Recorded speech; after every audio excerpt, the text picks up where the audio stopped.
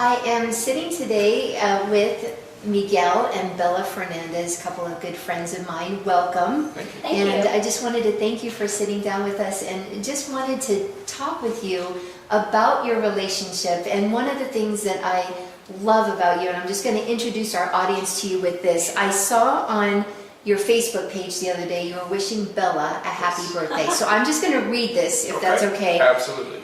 It says, "Happy birthday to my lovely wife Bela. You haven't aged a bit. Just become a better dance partner in my daydreams and a deeper root in the causes of my happiness. Happy birthday, my love. You are the ink that gives my pages meaning. You are the places I turn to when I need beauty, support, partnership, and a bit of the old love madness. That I get to wake up with you every morning is reason enough to appreciate your day as a true happy birthday for us both to share."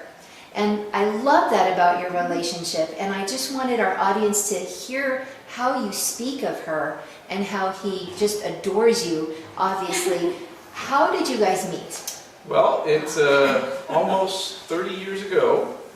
Incredible. You don't even look that old. Thank you. Thank I'll you. take that compliment. We were both working as tutors in high school. She did math tutoring, and I did English and writing tutoring. And that led to just contact and some similar things. And then we finally decided to go on a date, which was probably the worst date both of us December ever 6th, had. 1987. She knows it because it was so worst date bad. ever? Yeah, we Because it was broke up such after a the bad. first date. After one date, we knew this was never gonna work. I said no, there's no way. What happened on your date, if you know my Absolutely. Okay, that's your preview right Our there. first date, so we were still in high school. Yep. And he wanted to take me to the movies, which Yep. is a great place. And we went to this place in New York City, which is on the corner of 3 different movie theaters. Correct. So Running Man was playing on one corner. Arnold Schwarzenegger action movie. Yeah, Sleeping Beauty was on the other, it was Disney classic, and Planes, Trains, and Automobiles. And we had to decide. And I was like, well, I've never seen Sleeping Beauty in the big theater. And Miguel said to me, and he was only 17 at the time, "Hey, I'm paying, so we're going to go to Running Man." Oh, nice move. I know. And I was like, this is not going to work. This is just not going to work. So you ended up seeing Running Man? We Yes, did. which Okay. I It's a enjoyed. horrible film. I love There you Horrible go. film. it. So did you cut the date off right then and there, or did you do No, any? we went to went, the whole movie, right. then we went for a walk afterwards through Central Park. Correct. And then I said, I don't want to see this guy again. We both agreed that This is it. we'll go Wow. back to tutoring and That's being it. friends, and that's it. Okay. And then eventually we continued tutoring for. Well, we kept seeing each other. Right. Because we were in tutoring 2 hours a day, Sure. every day. Right. So, And then we both wound up going to different parts of NYU. So she was in the business school, I was in the liberal arts and sciences school, and we just kept looping back in, and we had better dates than that Yeah, first no, one yeah, after that that. first one was disastrous. And then eventually, by about third year of college, we realized we've got something here. And we had a really good sense of partnership, give and take. We were very complementary to each other. She's got the math part, I've got the writing part, and we really enjoyed each other's company. And we figured we wanted to continue dating, and then we did, and see what happened after that. And this January 1st, it'll be 25 years of marriage and Wow. 30 years together. I love that. Congratulations. Thank you. Okay, so tell me what do you like most about Bela? Okay. Oh boy, I like. it's a long list. Well, thank you for that. I guess she knows me. That's a prompt. In teaching circles, we call that a prompt. There is a long list, but I'll give you the top stuff. Her lovingness. I really enjoy the fact that when I look into her eyes, that's real passion and love, and you can tell, when it's there, and it's there 24/7. I like the fact that she's not intimidated to tell me when I'm wrong. I like the partnership part. I'd rather look a fool in front of her and be wrong and corrected than make a mistake that will impact something external in the world. That's very important to me. That sense of partnership is really a thing. And she's going to get a little bit of an ego for this, but she's smarter than I am. And That's a smart man that can admit that. I can admit that, but I like the fact that she enjoys books. I teach literature and composition, poetry and everything like that. She likes books. She likes words, and I enjoy giving her the words that she earns with what she does and what she brings to my heart, which is probably the top 3 things. I love that. And Bella, what do you like most about Miguel? It hasn't changed. Even back since high school, the number one thing that I liked about you back then, and I still do today, is the potential you have to bring out the best in me and everyone else that you would. And that's huge. That's a great Because quality. I don't see that in many people. Yeah. And I knew from when I first met you that you're going to bring out the best in everybody, whether they want to have it displayed or not. Right. And that potential there has made me very successful, because I always know someone's out there to be my cheerleader, always there to support me, always there to see the best of me and realize there's potential that can be realized. I love that. That's And fantastic. so, that's awesome. Thank you. That's Well, I can't really beat great. that. And you know, after 30 years of knowing each other and 25 years of being married, it's obvious to anybody looking from the outside in the way you guys look at each other with love and respect. And I love that. What are some of the dreams that you guys want to accomplish together? Oh, Well, we've got a little kid, Yeah, and family. that's our first one. He's got the best qualities of both of us. He's got incredible empathy.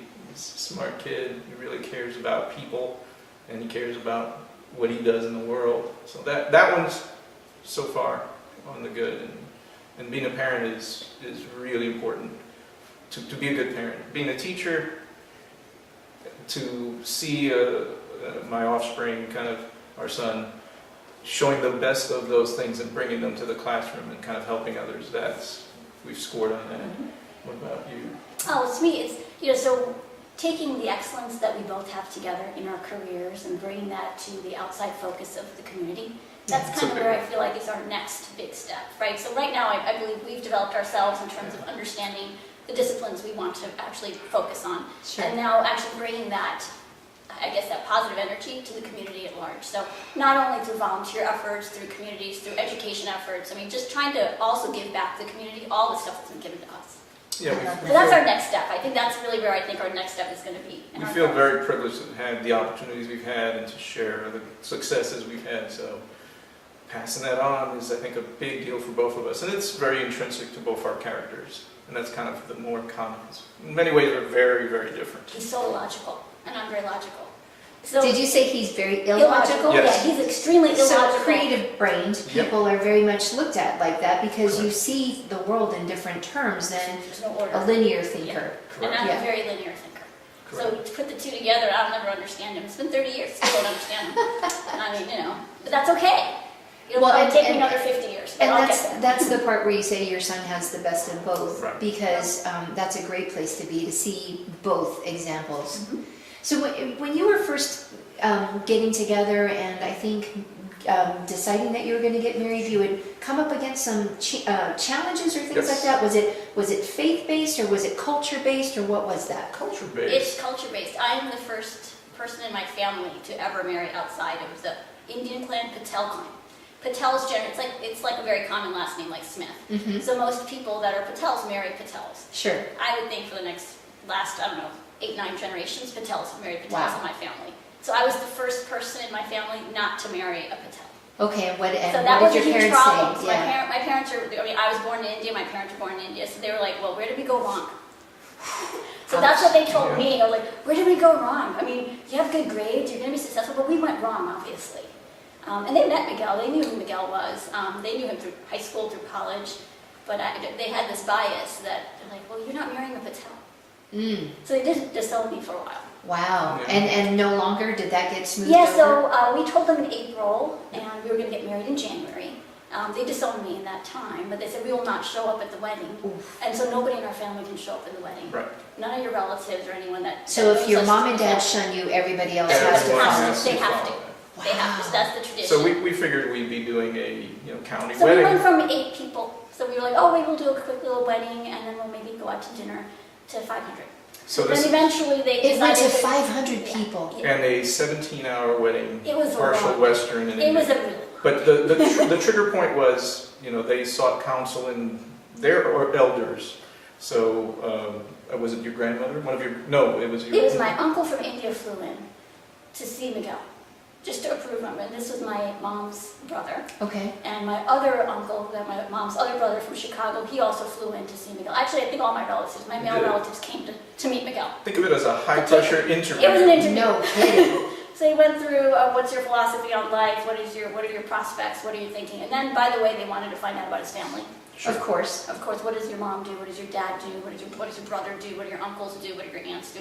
So all of that also, because in India, the wedding is not just the wedding of two people, it's It's the the wedding of two families. families. Sure. It's a big thing. It's a really big deal. So yeah, I was surprised when in August, September, they decided, you know what? This wedding's okay. We're gonna approve this wedding. Well, I have a slight variation on that Yes, story. and Miguel doesn't agree with that. So, you know what? It's not that. Did money change hands or what happened? No, but the next best thing, being the writer-teacherly type, I researched that culture very well. I took courses, I knew their religious texts, I knew their cultural texts, I knew their food, I learned all about it. So, and I figured it was kind of an interview that was going to happen. Sure. With pretty high stakes, because for her to be disowned, that would be a very terrible thing. And what happened was kind of an interview, a high-level interview with regards to what do you know about the culture and stuff. And I did really well. In Yeah, fact, you I really did better. He aced it. I did better in some of the cultural knowledge than her own dad Yeah. Wow. with her uncle. And Now, were you allowed in this interview or was Yeah. it separate? No, it was done through dinner. Oh. It was a very So were you awkward doing dinner. any hand signals? Or? Honestly, there was some Secret stuff, tie and shake they kept me out of the discussion. Sure. They wanted to just really see what Miguel knew on his own, without Nice. any coaching from me. Nice. sure. And the important thing was to be direct. Look, this is what it is. I come from a humble family. I have mother was a stay-at-home mom, and my father was a shipping clerk. That's as far as it is. I've taken my education and been pretty much self-made, and I've studied your culture. I know what to say and what not to do, and I know how it works. And what I'm going to promise you here is that I'm going to give her an honest, fair shake in life. And I'm telling you that directly. And they questioned in between meals and dishes and things like that. And once they got past that, once they had the endorsement of the uncle backed up by the grandmother, they took over the wedding. It went from we're going to pick a date to they picked a date, a venue, 531 invites, We had a lot of folks. a wedding singer, a wedding band, 3 different caterers, It was Unitarian a minister, a multicultural event. guru, and all of that on January 1st, because I like symbolism, a new year. I do too. I love that. I And love my that. parents, my dad paid you the best compliment ever on that. And during the day of the wedding, he told me, he took me aside and he's like, Miguel looks Indian. He does. He certainly and he's does. like, this guy looks Indian. I'm like, okay, Dad. Okay, he isn't. I love it. But that was that was the biggest compliment.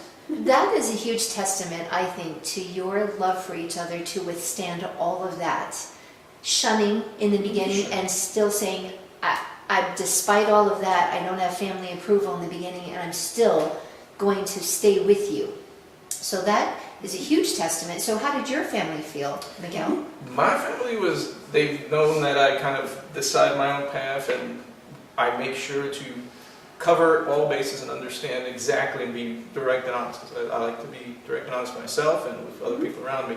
So they're like, go for it. We'll do whatever we need to do, which was fun at the wedding too, because among the hijinks, they told my brother, well, culturally, you must do this ridiculous dance with us. He really did. Did you do it? And he My did. brother did it, And assuming all that they it was a required part of his Nice. cultural role. I Totally love made it. up, had nothing to do with the culture. We got the videotape, it's there forever. I love it. So, using humor, connecting to the cultures, having a high tolerance at first, because there are going to be things that are offensive, frankly, Yeah. and things that are going to be bothersome. Having that high tolerance is essential to be able to survive the testing period. Absolutely. And then the hearts can determine how things go. Well, if you can make it through a 17-hour wedding, It was long. and that's an abbreviated form, because I That is do much have more Indian, abbreviated. friends that isn't it like a 2 or 3 It's day usually normal a 4-day ceremony? event. Yeah, It's a okay. 4-day event. We did a Christian ceremony, a quasi-Christian ceremony, Unitarian. a Unitarian ceremony, first 2 hours. Then we did a very abbreviated Indian ceremony of only 4 hours. Abbreviated. Yeah. And then we had just the reception afterwards. That was another 7 hours. That's phenomenal. So let me ask you this, because we're going to have a lot of people watching your video, and what I'd love to ask is, what advice do you have for couples that, how do you deal with disagreements, or maybe you're just disappointed in some way because we can't fulfill 100% of everything that for our partner, but how do you deal with that? I can start. You want me to start? Sure, go Okay. ahead, sir. I always think of, if there's something that you're not seeing in your partner, you have to either reevaluate what it is in yourself that's lacking, that you really want to see, and then also work on something that together you can build towards. Whatever it is you're seeing you're missing, of course you keep this open line of communication. You're going to talk to your partner about, hey, this is something I was expecting. What's going on behind the expectation? And what is it that you're really looking for? Because in the end, it's something you can always work on. Yeah. Unless it's ridiculous. But most of the time, it's something you can definitely together work on solving. I love that. That's great advice. And Miguel? I would back up that advice, and I think the biggest, most important thing is to think of this as a partner and not as someone who's subservient to you or who's going to fill whatever is missing in your life or whatever gaps were left there because of how you grew up or whatever it is. If you look at it that way, you have a much better chance to be honest, and if you're honest, that's your only way that you can make something last. Because again, it's not the rituals of getting married, it's not being at a certain age and married or having kids or whatever that is. If you cannot be compatible and you cannot be honest about what that minimum is, there's no way you can progress. If you can get through that, then you can grow together. If you can grow together, you stay together. And I think that would probably be key, and that's what we work on, because it's never a perfect thing. You need a high tolerance sometimes for the other.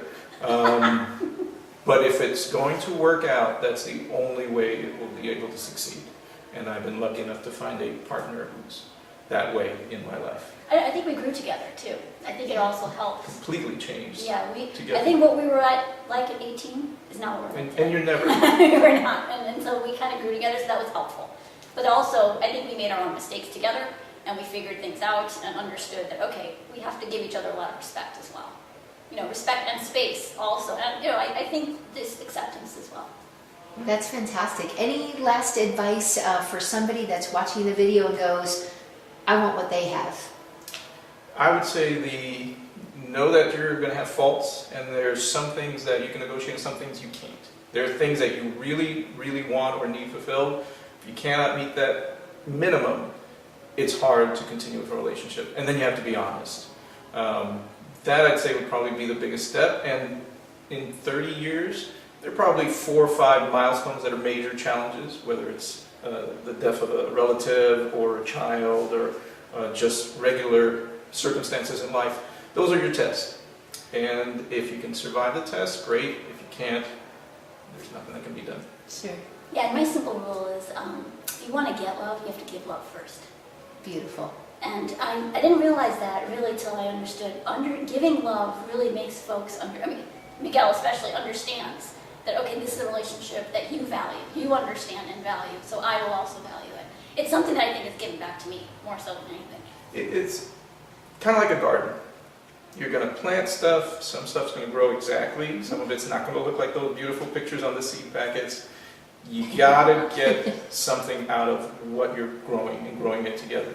You nourish it, and if it grows great, you pick the fruits and the seeds get planted in the next generation. If not, well, then you go different ways. Plan B, pick the weeds out and do go something again. different. Try it again. Just don't give up.